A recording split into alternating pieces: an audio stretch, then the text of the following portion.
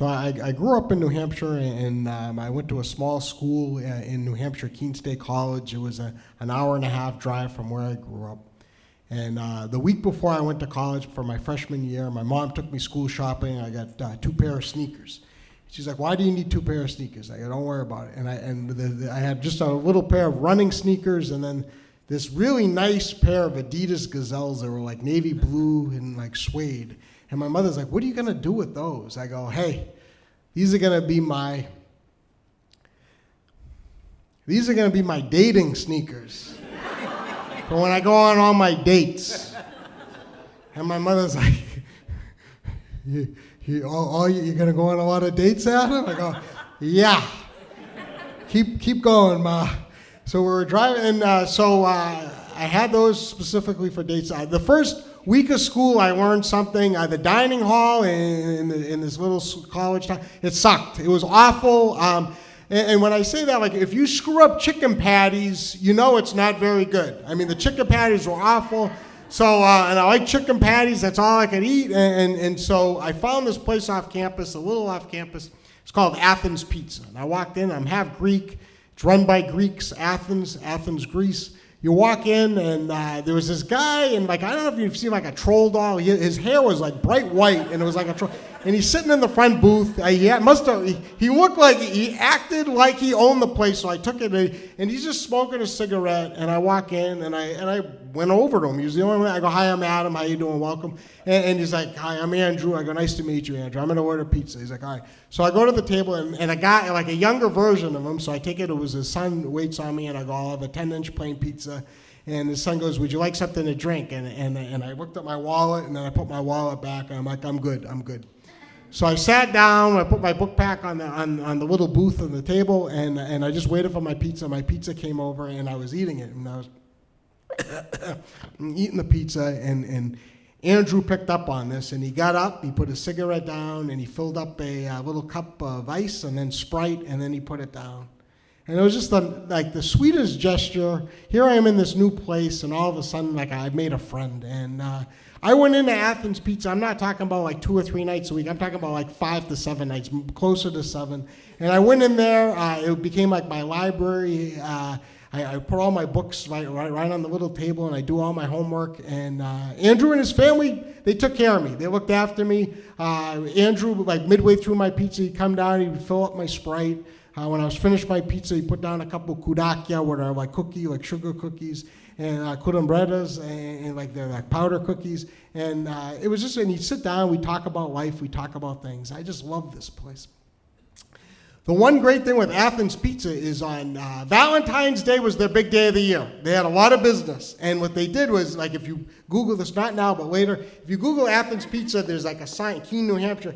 It's like a heart-shaped pizza, and it says, "Share a pizza with the one you love." And that was like their little, like, on their marquee. And on Valentine's Day, they would have all these, like, pizza tins, and they'd make heart-shaped pizzas for all the couples.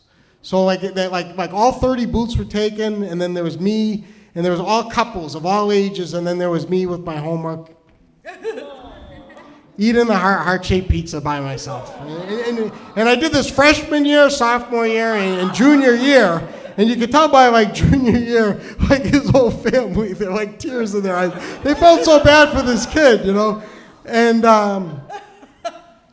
so my freshman year, I became a part of the Keene Film Society, the Keene State College Film Society. It was the movie theater on campus, and it was this awesome thing. They played movies. I like movies, and I worked there. I would cut tickets at their movies. And there was a guy that was the advisor, and his name was Bob Gunther.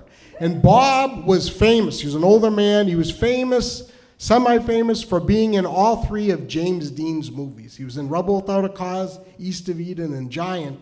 And when I first started part of the film, I was hearing rumblings about this, and I was like, was Bob really in these movies? They're like, whatever you do not ask Bob about James Dean. I'm like, why? They go, he gets very sensitive. Like, don't mention it. So, like the first shift, he was doing projector. I was cutting tickets.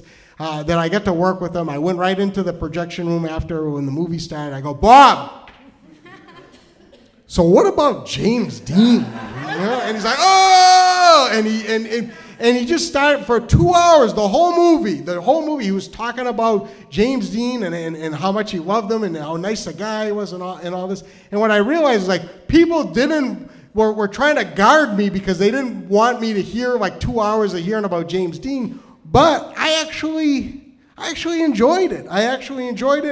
And as the weeks and the months and the years went on, getting to work with them was amazing. And what we would do a lot of times is a lot of free time. When the movie was starting, like, we would act out. And like James Dean, like in Rebel Without a Cause, there's a knife fighting scene, and Bob was the actor that gave James Dean the knife to fight.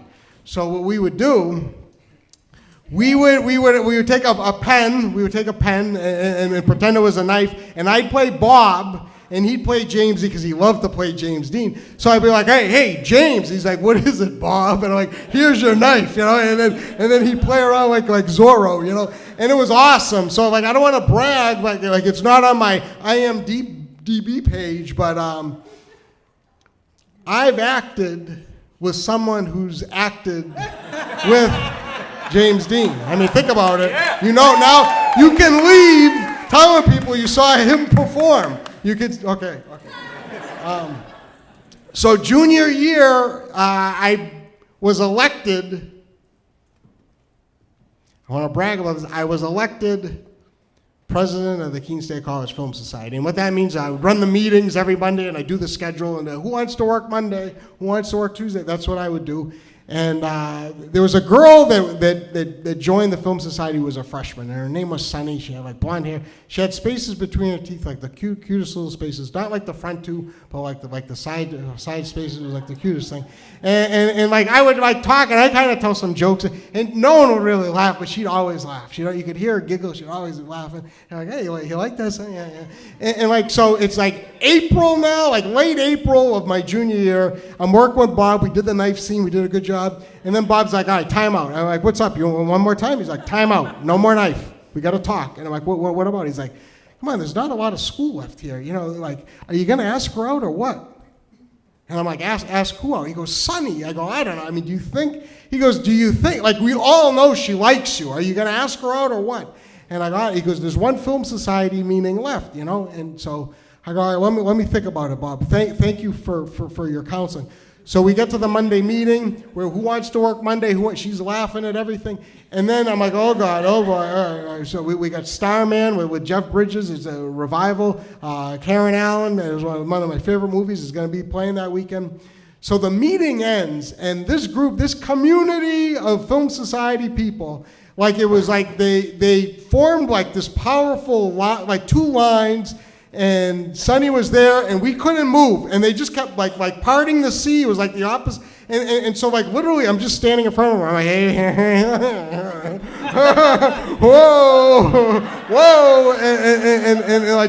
and Bob's like behind going. So I'm like, Sonny, you want to? Hey, we're playing Starman. You want to we'll go get pizza at Athens Friday night. I'll pick you up at your dorm. When I say pick you up, I'll walk there, pick you up, and we'll go to Athens. We'll get some pizza, and then we'll watch the movie. What do you say? What do you say? She's like, of course. I go, 7 o'clock. She's like, okay. Like in my life, nothing has been that easy before, and so like she turns around, and then I look at all their faces like in the line, and it's like proud parents, like a Little League game. Like he did it. So that Friday night, there's a box in my closet, and it's been there for 3 years. And I open up my little, have like the little thing for the closet, it's, what do you call it? And there's this box, and it's like, it's dark, and I'm like, and then you keep going like this, and then you can see like the little stripe, and I pull it out, and I open it up, and it's brand new gazelles. And it's like, it's date night.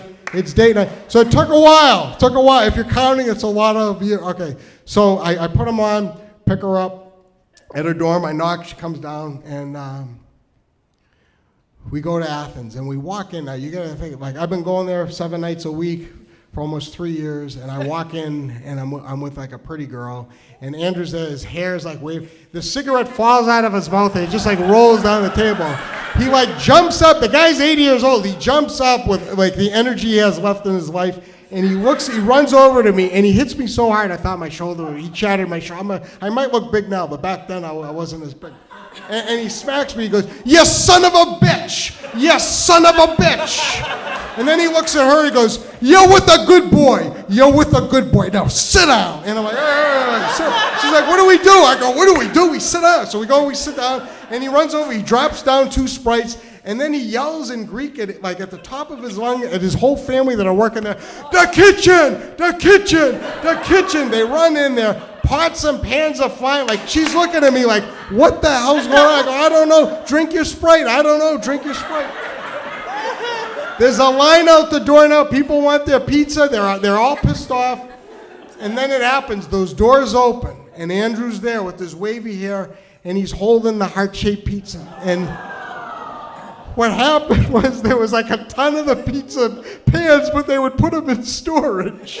So they only had one, and they were looking for it, the whole family. And they found it, they cooked it, and they wanted the reveal. It was worth losing business. They wanted that reveal. And they put it down, and like while they were like, we had the heart-shaped, I finally got to share a heart-shaped pizza with the girl at Keene.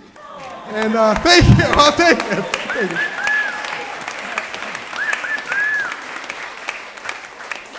So we go to Starman. We watched the movie. It's a great movie, very underrated. I don't know what Brett. We held hands. Adam Wade. We held hands for a little bit, like 10 minutes, and then I get the sweats. So I walk her home after the movie, and I just say, I go, "This is like, I've been at school like 3 years, Sonny. Like, this is like the best night I've had." And she's like, she made the move, and she kissed me, and I go, that was nice. Can I get one more for the road? And she's like, "Yeah." So we kissed twice. I tried twice in one night. And then we said goodbye, and she left, and I had this like buzz in my forehead, and it's like right here, it's just buzzing, and I start walking back to my dorm, and in the middle of Keene, there's like a quad, and it's just all grass, and I'm walking through, and it's like late April, and it's just all dewy. It's all dewy. And my sneakers, my gazelles, they're just getting drenched. They're just getting ruined, totally ruined. You're not going to be able to wear them again. But at the time, like, I could have cared less because I was walking on air. Yeah, thank you.